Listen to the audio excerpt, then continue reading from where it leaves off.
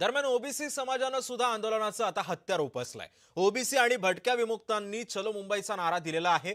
1 सप्टेंबरला ओबीसी मुंबईमध्ये मोर्चा काढण्यावरती अजूनही ठाम आहेत। नेमकं काय घडतंय, काय मागण्यात ओबीसी समाजाच्या, बघूयात या रिपोर्टमधून।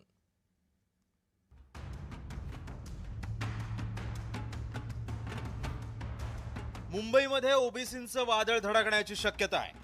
1 सप्टेंबरला ओबीसी आरक्षण बचावाचा मोर्चा मुंबईमध्ये काढण्याची घोषणा ओबीसी नेत्यांनी केली आहे। लक्ष्मण हाकेंनी या संदर्भात गावोगावी बैठका घेण्यास सुरुवात केली। ओबीसी नेत्यांनी आरक्षण वाचवण्याच्या या मोहिमेत सहभागी व्हावं असं आवाहन लक्ष्मण हाकेंनी केलंय।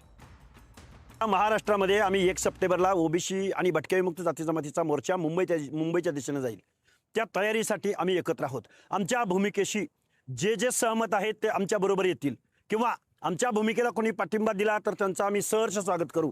पण आत्ताच्या शासनानं ओबीसीचं आरक्षण संपवलंय हे आम्ही या महाराष्ट्रातल्या ओबीसी आणि भटक्या विमुक्त जाती जमातीच्या लोकांना समजावून सांगू।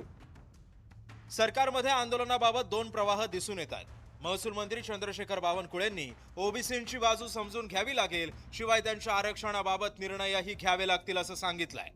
तर उद्योग मंत्री उदय सामंतांच्या मते ओबीसींनी मोर्चा घेऊन मुंबईमध्ये येऊच नये असं सांगितलंय।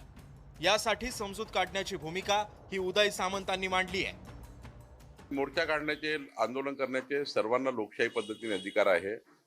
त्यांच्या मागण्या ते मागतील। शेवटी संविधानाने प्रत्येकाला आपापले अधिकार दिलेले आहेत आणि त्यामुळे त्यांचं काही ओबीसी संघटनाचं म्हणणं असेल तर माझी कॅबिनेट सब कमिटी आहे, मी ऐकून घेईल। मागच्या वेळी कुंभार समाज आणि वडार समाजाचं म्हणणं ऐकून घेतलं।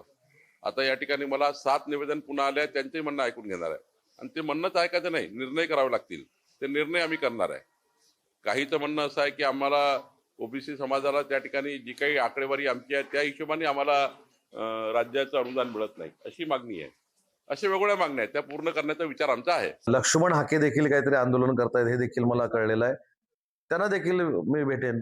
शेवटी महाराष्ट्र सरकारमध्ये काम करत असताना दोन समाजामध्ये कुठं जातीय भिंत उभं राहू नये ही जबाबदारी आमच्या सगळ्यांची सांघिक आहे, मंत्र्यांची। त्याच्यामुळे जे प्रयत्न जरांगे पाटलांना समजवण्यासाठी करायचे आहेत ते देखील करण्याचा मी प्रयत्न करेन आणि लक्ष्मण हाकेंना देखील समजवण्याचा प्रयत्न करायचा तो पण मी करेन।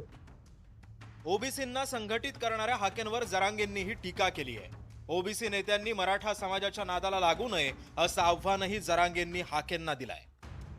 ओबीसी नेत्यांना मराठा समाजाचं कुणबीकरण नको आहे। कुणबीकरणामुळे मूळ ओबीसींवर अन्याय होईल अशी ओबीसींची भावना आहे।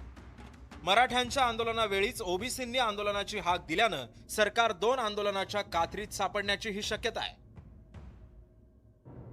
प्रकाश शिंदे, जय महाराष्ट्र, सातारा।